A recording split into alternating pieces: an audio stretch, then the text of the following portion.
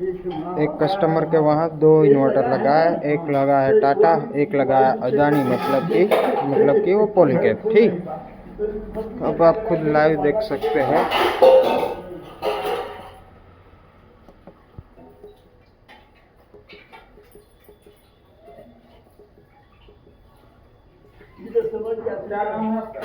Today 13.5 unit बनाया है। टाटा आज का 13.5 यूनिट बनाया है और लाइव प्रूफ आपके चल रहा है पॉलीकैब में। अभी पॉलीकैब आज का कितना बनाया है।